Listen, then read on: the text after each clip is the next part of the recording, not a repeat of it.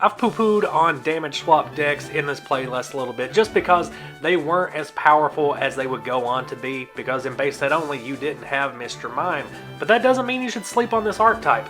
Base Alakazam's Pokemon power lets you move damage counters from one Pokemon to another as much as you like on your turn. Chansey makes a perfect recipient of those damage counters as it's a basic Pokemon with 120 HP, and then whenever that Chansey is in danger of being knocked out, you just throw down a Pokemon Center, remove all the damage counters. Chansey's not going to have any energy cards attached to it, so there's really no backlash from the Pokemon Center, and then you just do the process over and over again. Moving damage counters off of your primary attacking Pokemon onto Chansey, healing that damage off, depriving your opponent of KOs for as long as you possibly can while dealing out damage and getting some KOs yourself. The damage swap power is versatile enough, you could pair it with a lot of different Pokemon from base set, but for the sake of this video, I wanted to pair it with a certain Pokemon that never really saw a lot of play in Tier 1 decks, but it actually accomplishes that here. It's good old first edition Machamp, which compared to some of the other powerhouses in base set, it's not a whole lot to look at. I mean, 60 damage off of 4 energy's not great. The 100 HP's pretty good. Even its Pokemon power, it deals 10 damage back to the opposing Pokemon whenever Machamp itself takes damage, but 10 damage still that's not a lot. But unlike a lot of the other decks I've been talking about in base set only, it's not a race to evolve your Pokemon. It's not, oh man, we gotta get these Gyarados out, we gotta get the Blastoise out, we gotta get Arcanine on the field, gotta evolve up into Electrode and blow itself up. No, you're not investing in just Machamp. You are investing in the Machamp line. And in doing so, this deck kind of plays at the pace that you set. And by that I mean you can ramp up and accelerate on a single turn if you want to, but also you can slow down and kind of force your opponent to slow down as well if you play it strategically enough. Hopefully that makes a little more sense as we go through the deck list itself, which we're going to do right now. For our Alakazam line, we're going to be running a 3-2-3. Meaning that yes, we are using Pokemon Breeder in this deck. It's not imperative that you get your Alakazams out on turn 2. Not always, at least. I mean, you do want to evolve those Abras as quickly as possible since they only have 30 HP. But a lot of the times you do have a little bit of leeway before you really need to start moving damage counters around. But with other matchups, it is pretty important to get those damage counters moving quickly, especially if it's a deck like we just went over with Zapdos or Arcanine, where an Alakazam or a Machamp could be O-code on the next turn if your opponent gets their full setup. And there's not really anything you can do about that. You can't damage swap 80 damage off of Alakazam to save it. What you have to do instead is make sure that you've got a follow-up setup 1 or 2 turns in the future that are going to help you retaliate and kind of even the odds a little bit. For the Muscle Boys, we're going to be running a 3-2-2 line, which I guess they could be Muscle Girls. The Machamp line is 25% female. But unlike a lot of other evolution lines in base set, you can actually fully utilize every Pokemon here. So Machamp is kind of like a low-key Haymaker card with low kick, 20 damage off of 1 energy, pretty good. Machoke has 80 HP for a stage 1, and though the energy cost is a bit high for both of its attacks, they work really well with damage swap builds. And it's going to take a while to build up the energy for Machamp anyway, so it's okay to kind of stay at a Machop or a Machoke and just get some extra attacks off as you're attaching energy instead of just evolving straight away up into Machamp and then it not being able to attack for a few turns. It all depends on the game state and the matchup. And then finally for our Pokemon lineup, we're going to have 3 copies of our Damage Sponge Chansey. And the damage swap gameplay is pretty simple. Whenever a Pokemon gets damaged or deals damage to itself, the next turn you're going to use Damage Swap to move that over to Chansey, make it seem like a brand new fresh Pokemon. Whenever Chansey gets close to being knocked out, say you get 10 or 11 damage counters on there, you'll use Pokemon Center to clear that off, refresh that Chansey. So the idea is to have a Machamp in the active position. You keep dealing that consistent 60 damage turn after turn, as long as you can keep the energy attached to Machamp.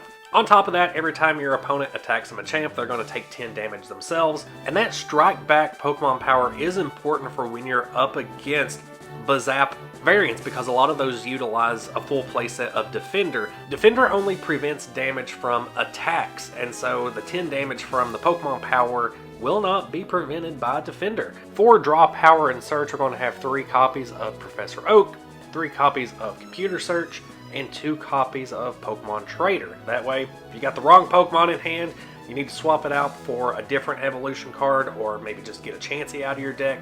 That's what Pokemon Trader's in there for. 3 copies of Pokemon Breeder, so that you can evolve straight on up into Alakazam when needed. You're not really going to be using it on Machamp very often. Not unless you absolutely have to, just to keep a Machamp alive. 2 copies of Pokemon Center, which may not seem like a lot for a damage swap deck, but you also have to realize you're not going to be utilizing it that often. Chansey isn't going to get that close to being knocked out super often, because high output decks like a Zapdos or a Arcanine, they are going to be dealing damage so fast that you're not even going to be able to transfer it over to Chansey. Either way, there's going to be 3 copies of Item Finder in this deck that are going to let you recycle Pokemon Center as needed anyway. Because you're only really going to be attacking with the 2 Machamps in this deck, it's pretty important to have the 3 copies of Switch, because Alakazam and Chansey will get gusted out, and you don't want to waste energy trying to retreat them. So 3 copies of Switch, 2 copies of Last to try to combat energy removals, as well as plus powers and defenders, all those trainers that your opponent may be holding onto in their hand. Last is another card that you're going to be item findering a lot if you are up against one of those types of decks. And then 2 copies of Maintenance in this deck as well, just as a little bit of additional draw power that doesn't force you to discard like Professor Oak does. And then topping off the trainer base is 3 copies of Energy Retrieval to get those fighting energy back, as they will get discarded by energy removals at some point or another, or you will lose them to knocked out Machokes and Machamps, or you'll end up just discarding them via Professor Oak trying to get other cards that you need into your hand. Got a couple copies of Double Colorless Energy in here because it is situationally useful for Machoke to get a submission off, or if you just really need help retreating an Alakazam or a Machamp and you don't have the Switch in hand. The rest of the deck is going to be filled out with Fighting Energy. That's surprising to some people because they say, well, why not, at least have Psychic Energy in there as half, so that you can also have Alakazam as a decent attacker. Even with Kadabra, that 50 damage for 3 energy is not bad. And I say you can absolutely do that if that's the type of build you want to run, but I tried it and it did not work out very well for me. I found that attacking with a Kadabra or an Alakazam was almost just a waste of time trying to get that much energy onto them while at the same time trying to build up a Machamp. I really just prefer to have the Machamp as the main attacker and have your Alakazam as support and the Chansey as just a dumb old fucking damage sponge over in the corner. So yeah, this deck struggles a lot against Zapdos because Zapdos resists your primary attacker, really the only attacker in this Machamp deck, and it doesn't run any energy removals, which is the main counter to an Electrode archetype. But Machamp does kind of force Zapdos to use a Thunderbolt, which is not very advantageous for a Zapdos deck because you have to discard all the energy on it just for a Zapdos to be able to OHKO a Machamp. If it doesn't, it can attack twice with Thunder, but not only is it going to be damaging itself twice, but it's going to be taking damage from Machamp's Strike Back Pokemon power twice. And once a Zapdos uses Thunderbolt, it takes a bit of time to catch back up with itself unless it's going to be sacrificing even more Electrodes, which it might have to do.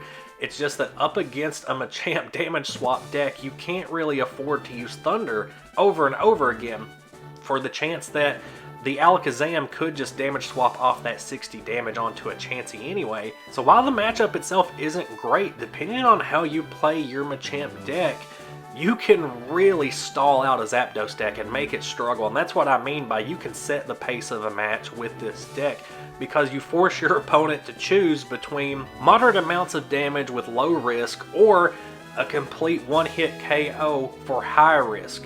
Because remember, the more often Zapdos has to discard all of its energy with Thunderbolt, the more often they're going to have to sacrifice their own Electrodes, which means that you are taking prize cards. Against Arcanine, the only OHKO threat is your opponent having 2+ powers in hand. What you're going to be looking at is really getting hit with Flamethrower 2 turns in a row, which gives you plenty of opportunity to damage swap over that 50 damage to a Chansey. And every time that Arcanine is hitting you with a Flamethrower, it's actually taking 10 damage from Machamp's Pokemon power. So again, you are setting the pace of the game and making it so that your opponent cannot ramp up and take prizes as quickly as they normally would. Same thing with Rain Dance, where they're only going to be dealing 50 damage to you per turn, on average. You can do a little bit more with Blastoise, but there's not really a point when all of that damage can just be moved over to a Chansey anyway. To accomplish this against Rain Dance, you do need to have an Alakazam out on the field very early, but Rain Dance does not have a way to one-hit a Machamp, so at the very least, every time a Gyarados attacks you, it's taking 10 damage itself and is setting itself up for a future knockout, because Gyarados is another one that resists fighting, so you're only going to be hitting it for 30 damage every turn. It's, you know, isn't a lot, but that's the sacrifice you make for being able to set the pace of the game for yourself. Overall, damage swap decks are meant really more as a response to Haymaker decks that only deal small amounts of damage turn after turn, which is very manageable with damage swap moving over those small amounts of damage counters every turn, or to decks that are more of a slow build like a Poliwrath.